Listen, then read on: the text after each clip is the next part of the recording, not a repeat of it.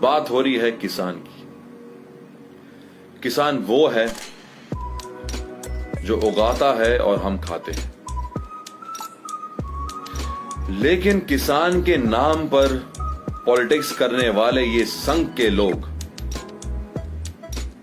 जो आज पंजाब के लोगों को खालिस्तानी बोलते हैं, तो मैं ये बोलना चाहता हूं, मैं बात 47 से पहले की नहीं करूंगा, मैं बात 47 के बाद की करता हूं, क्योंकि फिर बात पाकिस्तान की आ जाएगी। आज ये बोलते हैं ना कि आईएसआई, पाकिस्तान, खालिस्तान।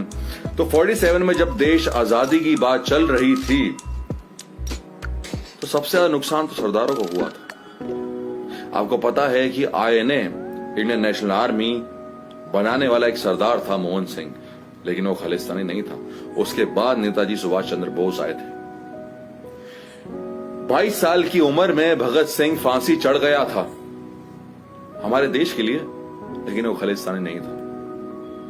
जलियांवाला बाग का बदला लेने लंदन जाके डोयर को मारने वाला सरदार उधम सिंह था, जो खालिस्तानी नहीं था। अपने हक के लिए, देश को आजाद कराने के लिए, लड़ने के लिए पंजाब सबसे आगे था, क्योंकि काला पानी में 120 लोगों में से 90 से ऊपर जो फांसी हुई वो सारे सरदार थे, लेकिन वो खालिस्तानी नहीं थे।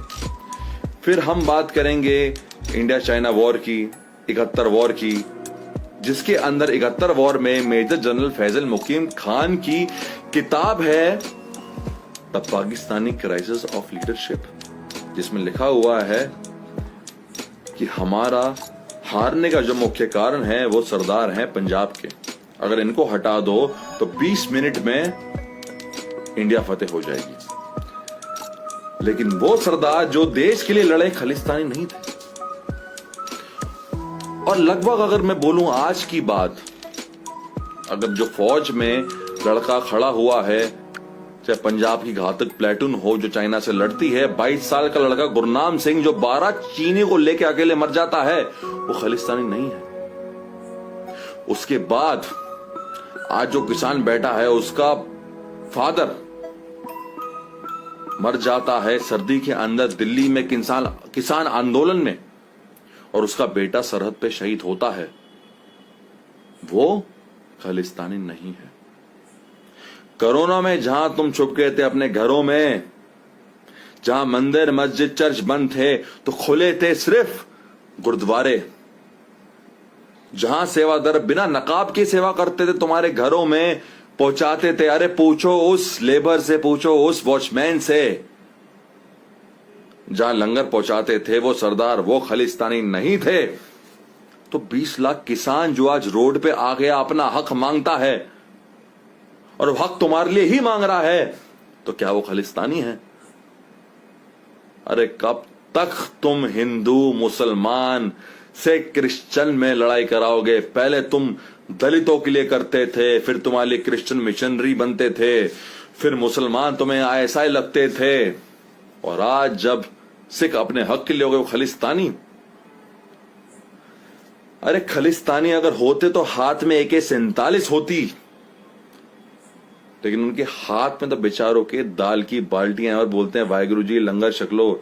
जिस पुलिस ने वाटर कैनन उनके ऊपर छोड़ी, जिस पुलिस ने आंसू गोले उन पे फेंके, वो तब भी कहते हैं अरे वाहिगुरु जी लंगर छक लो, और तुम कहते हो खालिस्तानी है।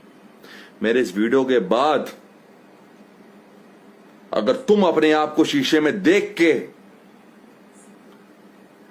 तुम्हें एहसास नहीं हुआ कि तुम कितने नीच हो, जो तुम उस इंसान का साथ दे रहे हो, तो तुम जैसा इंसान इस दुनिया में कोई नहीं, क्योंकि तुम्हारा जमीर मर चुका है।